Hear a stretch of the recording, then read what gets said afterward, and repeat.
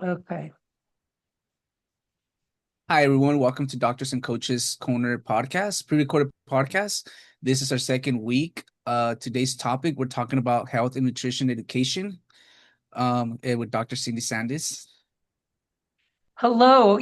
Sometimes I feel a little guilty talking about health and nutrition because my favorite thing to do would be to eat cookies, right? I mean, and eat them first. Eat dessert first, and then if you have enough room left over for everything else, go right ahead and eat that. But nonetheless, I think that health and nutrition is important. And I do try and eat healthier than that. I don't eat cookies every day at the beginning of the day, even though I would like to. So we'll talk about health and nutrition. And, one of the things that I think is really cool when you talk about health and nutrition, um, one year at our school, we wanted to plant a garden, and there was almost zero place to plant the garden. And the custodian came up with this very small fenced in area. And the reason he said he wanted it to be inside the fenced in area because he didn't want critters to be able to eat the food. He didn't want people to, right, blah, blah. So, anyway, the only thing we could end up planting was spinach. What can I tell you? So at the beginning, when we talked with the kids about we're going to have a garden and it's going to be of spinach, they all went, "Ew, we don't like spinach. We don't want to eat it. We don't care," and blah blah blah. And so throughout the time, we worked on different foods, but that would go with spinach because we knew that eventually we were going to get spinach, right? And so we would do that, and they would like for instance, one of the things we made was a spinach cranberry salad. So we did cranberries. Well, they liked cranberries, right? They anyway. So at the end, when it's time to eat the spinach, there was not one child who didn't eat the spinach. They all ate it and they all thought it was wonderful. And they thought that because they grew it themselves. And so if you can do something with kids where they actually grow something that they get to eat, I think that that's amazing because that makes it real, right? And so when they, like I said, when we first said we were going to do a spinach garden, right, it was horrible. They thought the world was coming to an end. But when it got to the end, and they would eat it in any form of salad, they'd eat it by itself, they'd eat it with dip. We made spinach dip, we did all kinds of things with it, but they liked it. And otherwise, they wouldn't have tried it.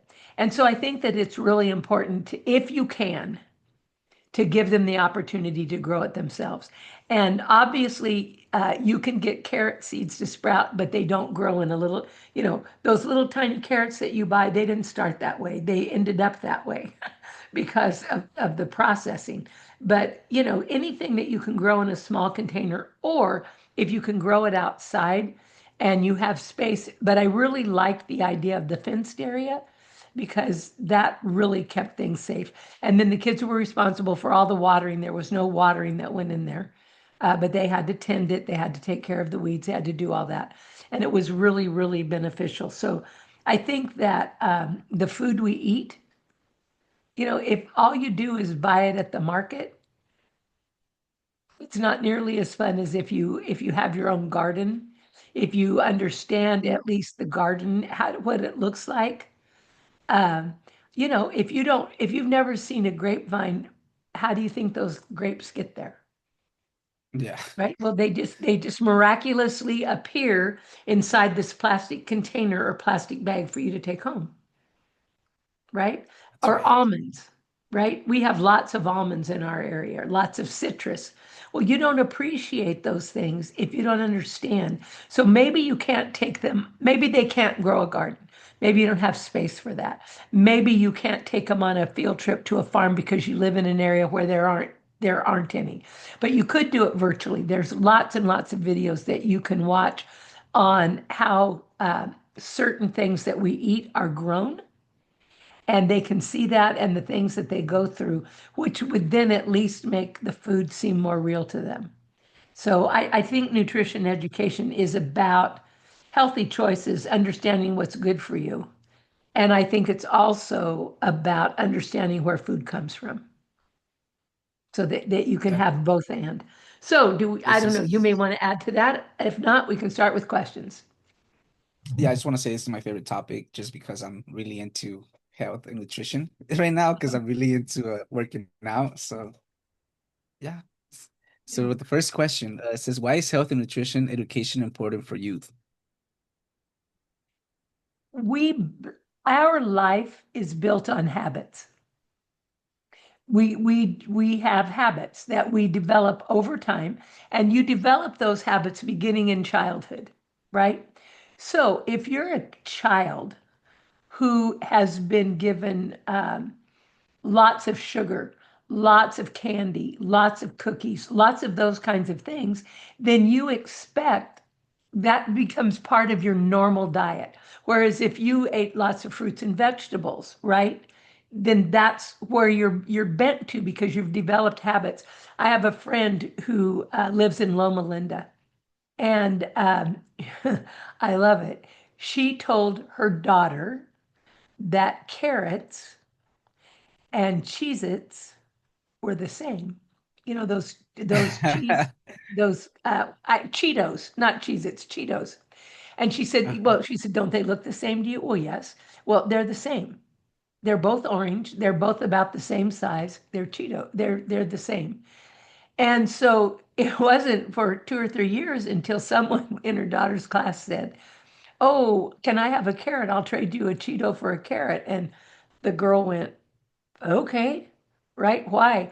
And then she came home and said to her mom, "Cheetos and carrots are not the same, right?" But she had grown up thinking that carrots were what you ate. You didn't eat chips. You didn't eat Cheetos. You didn't eat those kinds of things. What you ate were carrots or celery or right or all these other things that were much healthier for her. But so as an adult, that's what she eats, right? She's that was her habit. And then on occasion, she'll have a dessert with sugar in it. But I think that we have to understand that kids develop habits early on. And it is hard. If you've done a lot of sugar in your life, it is hard to not do sugar for a sustained period, right? And I've read that it takes about 3 weeks to get all the sugar out of your system so that you're Oh, ready to move on. And there's a great story about Gandhi um, and uh, and sugar. His neighbor came to him and said, "My grandchild is all he wants to do is eat sugar, and I can't seem to make a difference, but he idolizes you, and I think if you talk to him, that would help." And he said, "Well, bring him back in a month." And she's thinking, "What? Right? I need you to talk to him now." He said, "No, bring him back in a month and I'll talk to him about it." And so she brought him back in a month, and he had a great conversation with him. And then she asked him finally, when that conversation was over, "Why did I have to wait a month for this?" He said, "Because I was eating sugar. How can I talk to him about not eating sugar when I'm eating sugar?" Right? I wow. can't I can't have that conversation with him until I've been able to say, "I'm not eating sugar." And so I thought that's really interesting. So I think a lot of times the habits that we build, it takes a long time to break them, but I think that we have to experience it without, right? You have to experience life without sugar, life without carbs, life without meat, life without vegetables, life without fruit, life, right? Whatever that is, however you think that your diet needs to go for you to be healthy, you have to experience that for long enough for your body to go, "Okay, this is the new normal," right? And Yes. so I think that that's interesting. So I think when we talk about health and nutrition with kids, we're helping them to build lifelong habits. And I think that that's Definitely. important. And at least for them to consider, right? If you eat this processed sugar, you'll have a lot of energy and you're going to feel really good for a short amount of time. And then you're going to have, right? You're going to go down. Calories in, calories out, all of those things that you can teach them. I think that that starts very young. And if you wait too long, they've already developed bad habits. So that's why I I think agree. it's important. I think you're setting a stage for for them. And we eat so for many health processed foods. in So America. many of them are processed, and they're discovering now that that's connected to all kinds of illnesses. A lot of These cancers. highly processed foods. And Yeah, every time you definitely. go to an fast food, that's what you're eating. Yeah.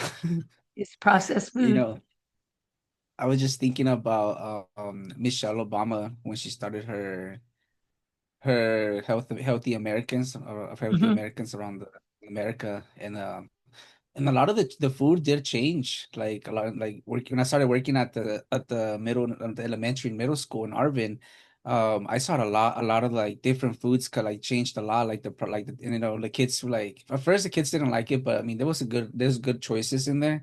I think that was a great the great thing that she did with Yeah. healthy. I think it was I forgot what it was called the movement, but Yeah, but I don't remember the name of it either, but I know exactly what you're talking about, right? And then the fitness part, right? So that there's oh the yeah, nutrition yes, part, but then there's the physical part of health as yes, well. And I think that that's important to emphasize. It's and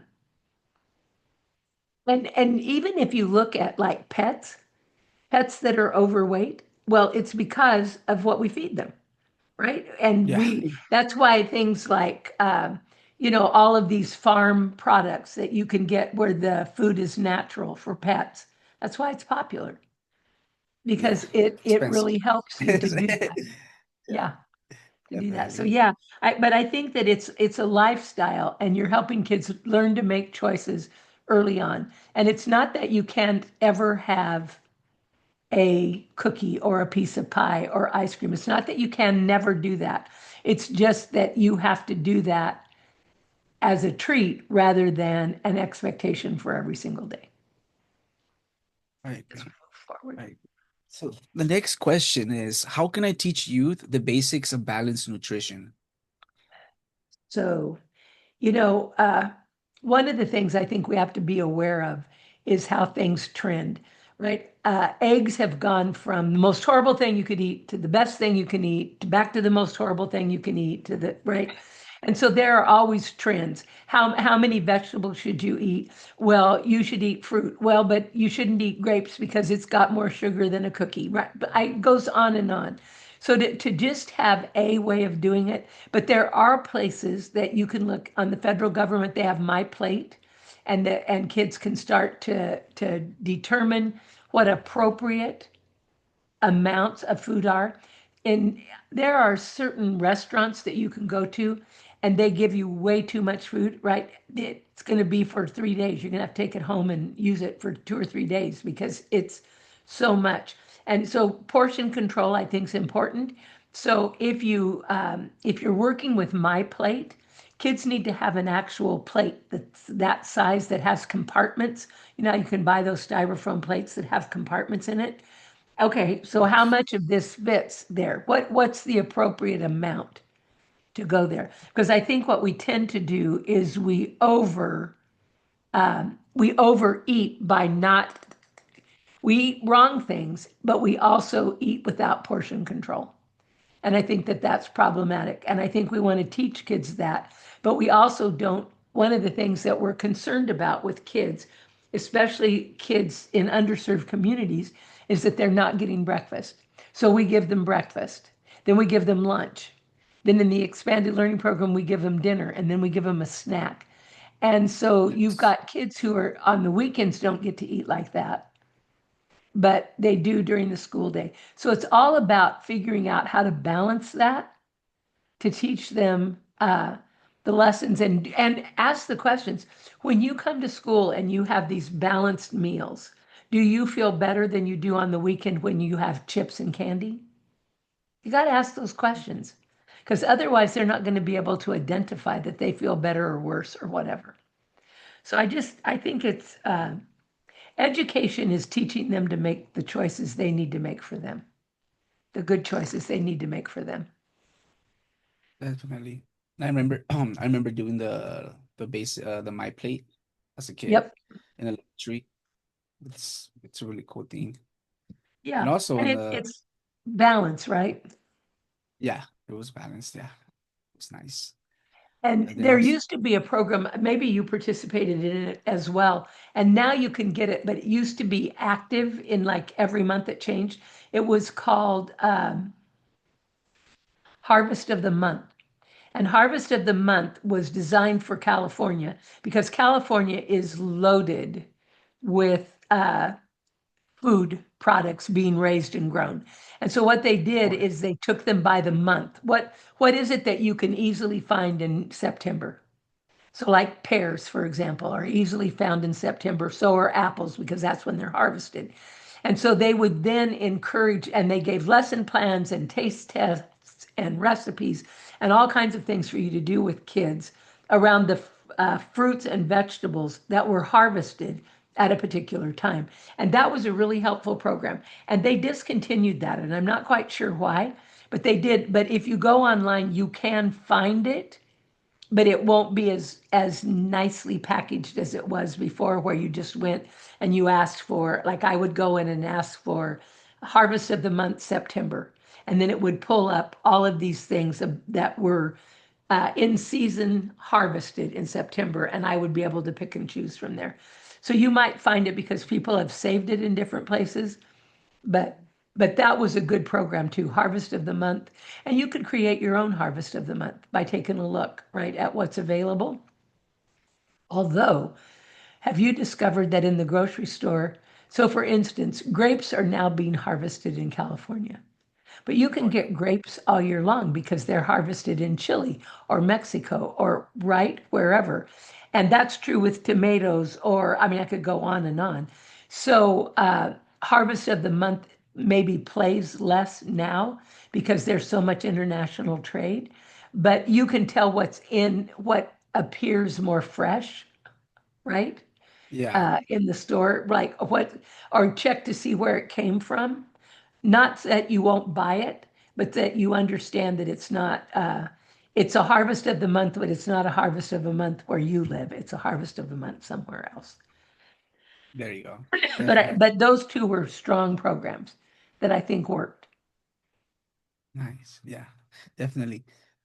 Moving forward with the next question is what activities promote healthy eating habits? I think that you need to give kids, I think you need to do nutrition education. I think that, but I think it covers a lots of territory. I think it can be individual foods, and I think you do taste tests and let them determine. So, for instance, there's more than one kind of radish. There's more than one kind of beet. There's right anytime you can get multiples of the same thing. So there's broccoli and there's broccolini, but have kids taste test it. I used to tell the kids in my classroom, look, I don't know if ultimately you'll like broccoli or not, but until you've tried it three or four different ways, you can't say you don't like it. Now, you may end up not liking it, but we're going to try it steamed. We're going to try it with dip. We're going to try it in a salad. We're going to try it in a variety of ways. And then if you go, yuck, okay, you've tried it, and that's not going to be a taste that you love. And I think that that's okay. So I think that's how you bring in different kinds of foods. But then I think that there's balance, and a lot of the things that diets that people can find are not balanced, right? It's we're going to eat all meat and we're not going to eat vegetables. Well, I don't think that's necessarily good for you. We're going to eat all Mhm. vegetables and no protein. Well, I don't think that's good for you. I think that we need to talk about what our body needs to operate reasonably well. And then I think that we need to teach kids. So I like to say that there are foods I like, but there are foods that I like that don't like me. And that I feel bad when I eat them, and I'll feel bad every single time. And if that's the case, then I need to stop eating those because they don't like me. Right? And I know this sounds funny, but um, I like lettuce. I like lettuce on sandwiches. I like lettuce on hamburgers. I like lettuce in a salad. I like lettuce. But iceberg lettuce does not like me. Now, I can Mm, do okay uh, with romaine lettuce, romaine lettuce. but I I love do romaine not do lettuce. well with iceberg, right? I also don't do well with butter lettuce. So I have to decide, right? And it's not that I don't like them, it's that they don't like me. And so I think that that's important to help kids understand as well. Just because a food is considered a good food doesn't mean it's a good food for you. It doesn't mean that you do well with it. And that's the same thing when you do a diet that says, oh, well, we're going to do all protein, or we're going to do all vegan, or we're going to do all whatever. That may not be for you. So I think that you can teach them the basics of balanced nutrition by having them put together these plates, right? And you can promote their healthy eating habits, but they also have to plug into how do you feel? How do you feel when if and this is, I think, part of the way they discovered that to have what they call intermediary fasting, where you don't eat for 15 hours and then you eat for 9, but you Okay. give your body a Mhm. chance to rest. Intermittent fasting, I think that that's how they found that because people started saying, okay, I'm eating all the right things, but I still don't feel good. Yeah. I don't feel good right now. So you got to figure that out. And I think it's important that we remove, like, let's say that you know that in your breakfast you feel bad when you eat pancakes with syrup and butter and pineapple, right, as the fruit. If you don't feel good after eating that, take them all out and add them back one at a time to see what. Is it the pancakes that you don't feel good at? Is it the syrup you don't Mhm. feel good at? Is it the butter you don't feel good? Is it the pineapple? Is it the combination? And I think we need to teach kids how to be um, discerning about that and to ask themselves, when I eat this way, I don't feel as good as when I eat this way. And Yeah, I think that that's helpful, but it takes time to help them develop those habits. And definitely. we all wish it were easy, but it's not. Yeah, definitely. So, I was gonna add on to that. So, I was recalling now when I were I was working as site coordinator. Years back, I know you implemented a nutritionist in the program. And for those that working after school, like I feel like if you have a say or if you can request, request a nutritionist to have like someone come to your school and do like the activities with them. Like they learned a lot about yep, like fruits, vegetables, and other different stuff. And like I remember the kids were actually at first the kids did not like really were found about it because they're like, what, like what is this? But once they got to taste the food, like they got really excited because they created it. And I know that was a fun way of them learning about healthy eating habits. So I think yep. yeah, that's ever since that's been a big hit, like having a nutritionist come over to after school programs. It's been, yeah, I feel like that's And we been, learn by doing, right? You can yeah. read about it all day long and you can have wonderful comprehension, but you're not going to really know it until you do it. And I think that that's important. And as well, there we give snacks in expanded learning or supper. And there are Yes. certain snacks and or supper that nobody will eat. Like Yes. carrot and Yeah. raisin salad with mayonnaise is not a big hit. So Yeah. I think, but the food services department has a ton of rules that they have to follow. And if you can invite one of them to come in and talk with the kids and help them co-plan snacks that the kids would really love, they're in the business of feeding kids, right? And I think they would all like to do that. So how can you work that through so that they can meet all their nutritional requirements and they can meet the taste requirements of kids? And I think that making a collaboration between those two is can be really helpful. Yeah, You now don't that you need to. mentioned that, yeah, Yeah, now that you go. mentioned that, like, yeah, we did have that issue with the kids. They would throw a lot of the food away, and like we would feel so like bad. So, we did have a meeting with the administrator of the cafeteria.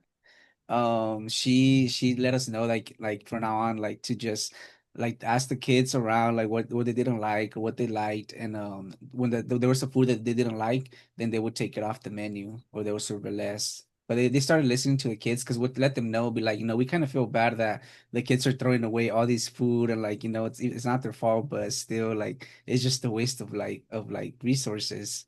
And she Yep. was like, yeah, well, we can just work together. And yeah, that's true. It's like, work together with the cafeteria people. They definitely would love to help.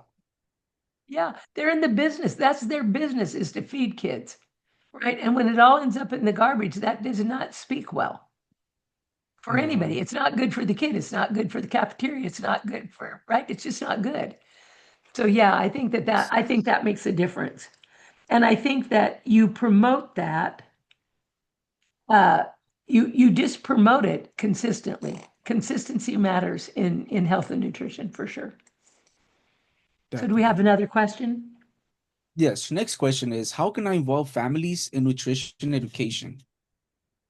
So I think that first of all, if you were to do, let's say, taste testing, and you were going to taste test and you're looking for things like texture, like is it crunchy, is it smooth, is it soft, is right, I mean, so texture, you're looking at taste, is it sweet, is it savory, is it salty, right? What is that? And then how you can use that particular product.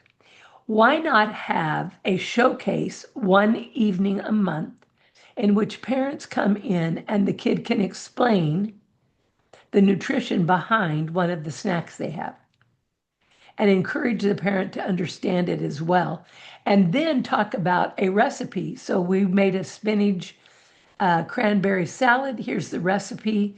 Here's the things you need to have to make it. So then you can go home and make it by yourself and serve to your family. So I think we can engage families, but I think we need to do it when they can come, which is probably as they're picking up their child, let their child demonstrate it right then, right? That's a good thing.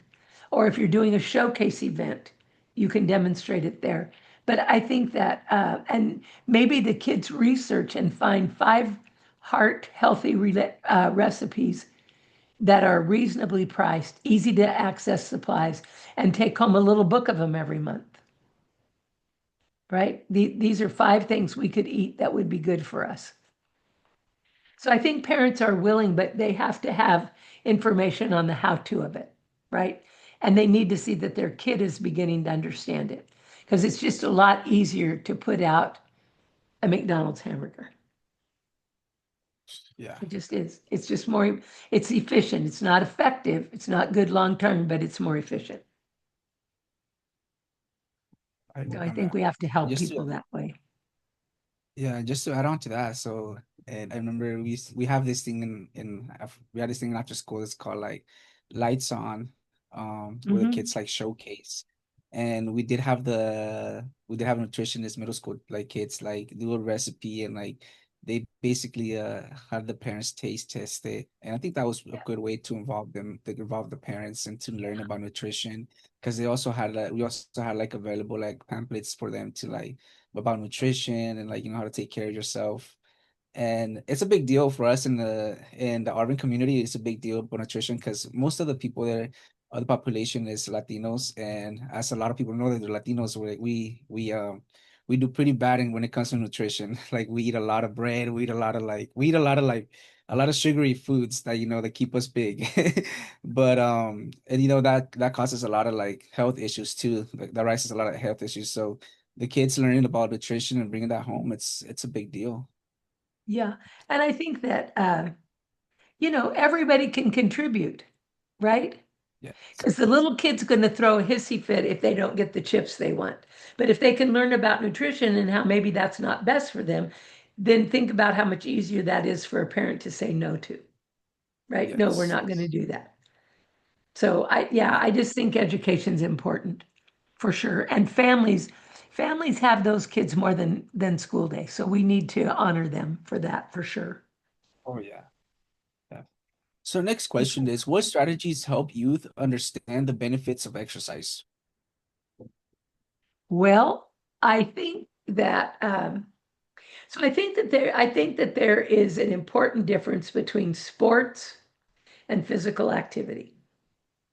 I think that sports has a goal, and the goal is to win a game, probably played inter or intramurally, right? But it's to win, it's to score more. And there's a huge skill set that kids have to learn in order to play sports well.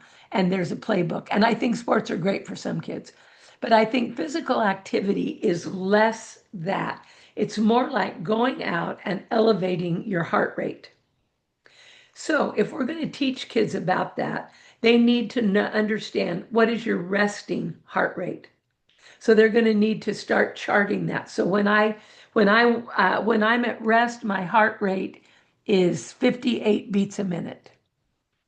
When I go out and I exercise, it's this many beats per minute.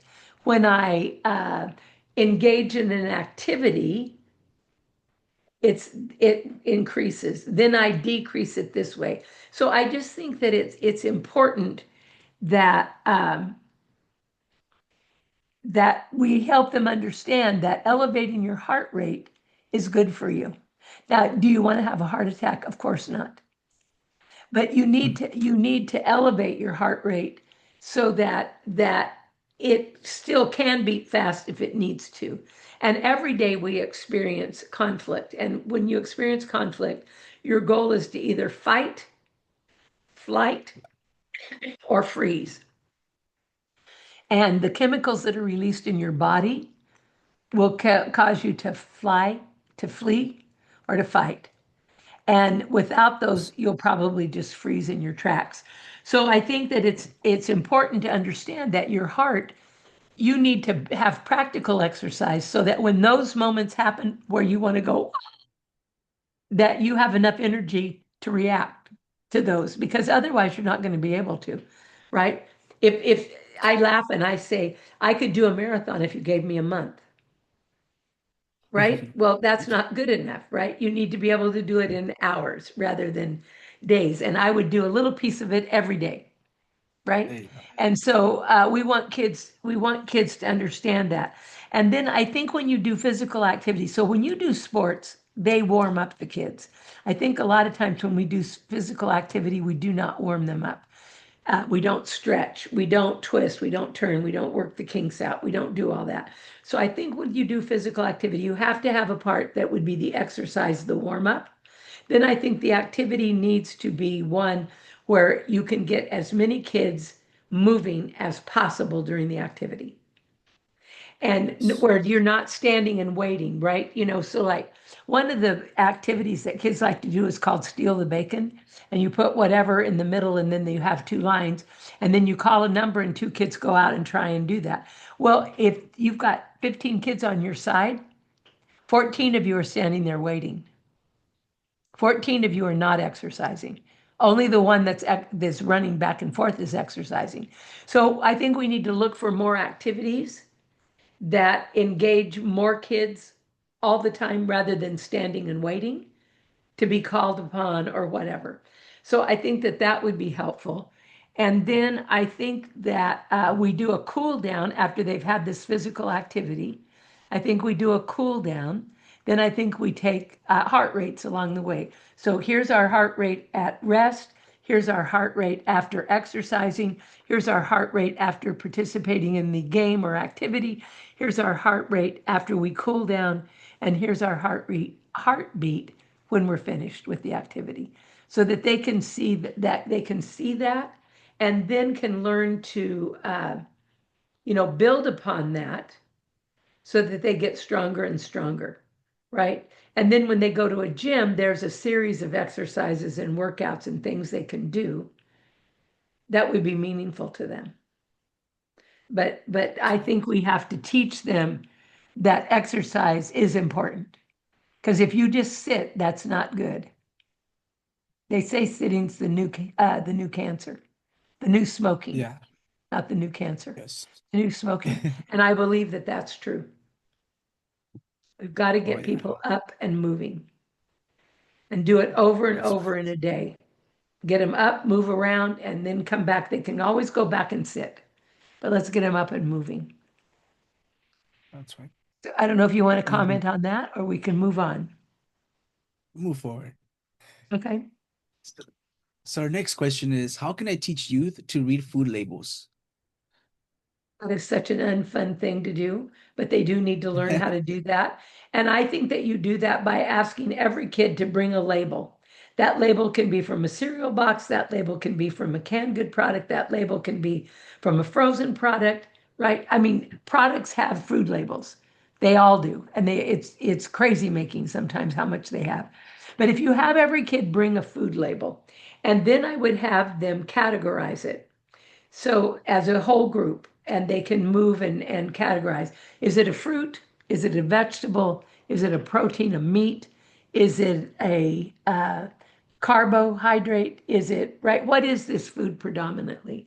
So I would have them do that to classify what the food is. And then what I would do is have them go and read a food label and say, okay, do I begin with the end in mind? Do you or do you not want to ingest this? Right? So if I'm looking at fresh corn, I might say, well, I'm not interested in eating it off the cob, but I would be really interested in having it be in something, in some casserole. So I think that when we do that, you have to read the food label. And even if you just get fresh corn, it will have a label on it. And then you're going to Oh ask yeah. yourself, okay, so it says that this is 95% sugar. Do we need that? Right? Or Mhm. it's 2% sugar. Is there a better way to do it? So I think that you can teach kids um, about food labels by having them read food labels and then also having them compare them. So if you were to eat canned peas, what does the label say about canned peas compared to what does the package of fresh peas tell you or the package of frozen peas tell you?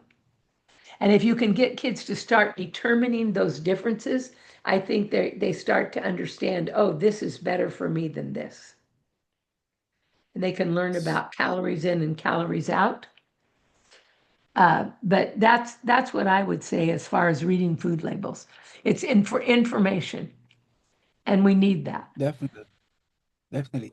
In health class that I don't know, I don't remember what grade this was, but health class we were taught about sodas and about how much sugar they had. And during that chapter we were just comparing like the label to like a Yep. water bottle. Yeah, And yeah, and then not only that, like they also brought like sugar. They brought like a bag of sugar, and they just kept pouring it and pouring it in a cup, in a clear cup. And they were like, "Well, there's how much sugar you guys like or intaking just from drinking a can of soda." And everybody was like, "Oh my gosh, like that's a lot of sugar."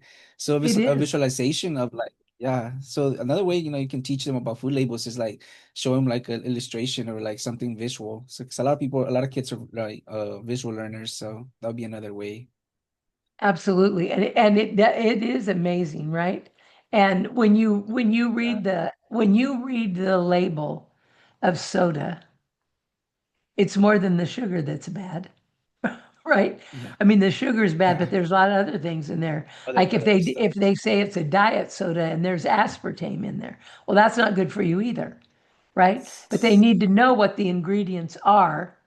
And right now, aren't they having Coca-Cola and Pepsi use cane sugar instead of So uh, they're in the process. Apparently, I heard that they're gonna be in the process of like using cane sugar, but they haven't transitioned yet. But they should be in the process of doing that. yeah, because Yeah. that they say is a better sugar for you. And I'm thinking Yeah. sugar is sugar, but that may be a better sugar, Yeah. not as Definitely. harmful, right? But I think that knowing what the food label says, and sometimes it's shocking, especially when you Mhm. look at like if you look at a bag of chips and it says 90 calories. And then you look at the serving size and it's four chips. You go, whoa, Like, right? And you're not going to eat yeah. four chips. You're going to eat a bunch more. You're going to eat 10 servings, right? But they break it down so that it doesn't look bad on the label. It doesn't say when you look at a bag of chips, 3,000 calories, it says 150 or the serving size, and the serving size is three. Yeah. Yeah, that's funny because right now like I'm like training, and so I have a meal plan and it tells me exactly how much protein, how much carbs, and how much fat I can eat through the whole entire day. And then like when I look now I'm paying attention more to the labels, and when I'm looking at the serving size, I'm just like, oh my gosh, like I used to eat like twice or three times as that, like, Yeah. and I would just think like, yeah. So now that I'm paying more attention, it opened my eyes a lot. And Yeah. so I feel like kids definitely need to learn that because as a kid, like we really don't really care. Like we're just kids, so we just want to. We're kids. We just want to eat whatever we can, as much Right. junk food as we want as well. Right. No, absolutely. And the fact of the matter is, junk food isn't good for you when you're an adult, and junk food's not good for you when you're a kid. You're a kid. Right? It's just Hmm. not good for you. And they're Yeah. making lots of strides where they're trying to get things out of food, like certain dyes out of food and all of Red that. dye. But Hmm. it's a process for sure. Oh yeah, it's definitely gonna be a It'll take a process. while to Yeah. get us there. Mhm. Okay, we have another one. I looked at the clock right then, and it looks like we've still got time. Yeah. So next question is, how can I promote hydration as part of health education? Well, hydration is huge. And I think that what I really appreciate is when you go to schools now, almost every kid has a water bottle. And I Oh think that yeah. that's really important. But when you were talking about colas, drinking cola and all the sugar and all of that, the thing Yes. about drinking cola is that you're not thirsty, but you're not hydrated either, right? And so water is what hydrates us. And we need to get kids to drink a lot of water. And I think almost more important than anything they can drink is water. And then I think you talk about the number of glasses and how can you, and sipping it instead of guzzling it. Because you won't guzzle for very long and then you're done, right? It's like, oh, I Yeah. can't drink another drop. But I do think that we can teach kids to continually hydrate with water, and then I think that we can show them different things that they can do to determine whether their body is hydrated enough or too much or any of those things as well. But I think that hydration, I think we underestimated the importance of hydration for a lot of time. And now it seems to be more on the forefront of people's minds that Oh this yeah. is something we need to do. But like I said, I think there's been many, many times that the information changes and it changes quickly and you got to kind of stay up with it. I mean, there was a time when drinking soda was the best thing you could do on the planet, and now it's like, oh no, don't do that, right? Where's And like I said, with eggs, an egg a day. Oh my gosh, don't eat an egg. Eggs are right. Only eat egg whites. Right, there are all kinds of rules and regs, and you're going to have to plow through them, but you can at least help kids plow through the ones that are things they would most likely eat. So they correct? can figure out the nutritional value of what I'm eating as far as calories and types of food and vitamins and all of those things that you want your food to add for you. All I good. agree. Okay, I think we have time for one more. All right. Our next question is, how can I teach youth about portion control? I think that portion control is huge. And it's I don't know if you've seen the commercial, but they have several of them, and they're advertising paper plates. And what they're saying is that the paper plate isn't strong enough to hold your food, and then the food collapses out of the paper plate bins. If you've ever looked at those commercials, the amount of food on those paper plates is outrageous, right? It is. Yeah. Look at it sometime. Don't look at it for the advertisement about paper plates. Look at it for what's it telling you about what people eat. And you'll go, Oh, whoa, no wonder that collapsed, right? yeah. So I think that we need to be very, very aware about portion control. And there, I said earlier, but there are restaurants that you can go to that have zero portion control. Like anytime you go to all you can eat, that's Oh yeah. bad. Anytime you go to a place that prides themselves on having too much food, having their customers say, "Oh, wow, best meal ever, but I ate more than I should have," blah, blah, blah. I think that that's problematic. So I think that you do that by giving them experiences. So, for instance, what if you just took a simple paper cup, a small paper cup, like the 2 ounce size, right? And you said to them, fill this cup. And they filled it. And then you said, fill it half full. And they did that. Fill it a quarter full, so that they can start to understand what a cup looks like. And then say, Mhm. so if they're like me and it says a half a cup of carrots, I think that's 900 carrots, right? I don't know how many are in a half a cup. So I need to do that. I need to sort that through so that I can understand it. And I need to have the opportunity to see, okay, how much of this fits in? What does, like you said with the sodas and they brought in all the sugar and you went, whoa, right? How much Yeah. sugar is that? How much veggie is that? How much fat is that? How much protein is that? And then to see what Mhm. those amounts look like. Because a 4 grams of protein doesn't look like a steak this big and this thick. It doesn't look that way. No. It looks different. And so I think we need to help kids understand by visually looking at, okay, what is this? What is the difference? How should I look at that? What is a serving? That kind of thing. Yeah. And I think that that will help with portion control. And I also think this, and maybe that's because I like cookies first. But I think that when we try and always dictate the order that kids eat things in, that it makes the thing that you can't have until the very end the most desirable.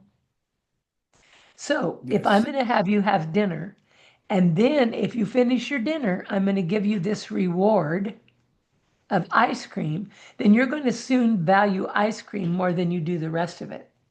And I think that makes sense, right? I think that you value what people place value on. And so I think that we want to get away from this stigma of you have to eat food in this order. If you eat it in this order, you're doing it right. If you don't eat it in this order, you're not doing right. I also think that it helps if you have kids and adults drink a glass of water before they eat, because that way part Yeah. of their stomach's already full. Plus, it gives you plenty of water to do the digestion with as well. But I think that I think we have to, I think we have to do better on the science of food so that we can do better on the art of food. And I think we need to give kids lots and lots of opportunities to practice picking, choosing, not picking, counting it out, going, whoa, didn't know, to yay Yeah. me, I've got it right. So I think it's all of that. So I think Definitely. we're probably out of time. Do you want to say anything to this group about nutrition, your final tip on nutrition education? Oh, I just think it's really important, especially as a youth, just from my experience when I was a kid, like I was never really into like nutrition and like I was overweight. So, I started learning in the middle. I was in the end of middle school and I feel like, it's a good topic for the youth. So definitely we try the best to implement activities or implement a nutritionist to come to the classroom. That would be helpful. Absolutely. Taste test, taste test, taste test too. Give them lots of Mm. opportunities in various forms to taste things so that they'll know what they like. All right. Well, thank you so much. And I see we're both in San Francisco, so maybe we can meet on the wharf. Oh yeah. All right. Take good care. Bye. Bye.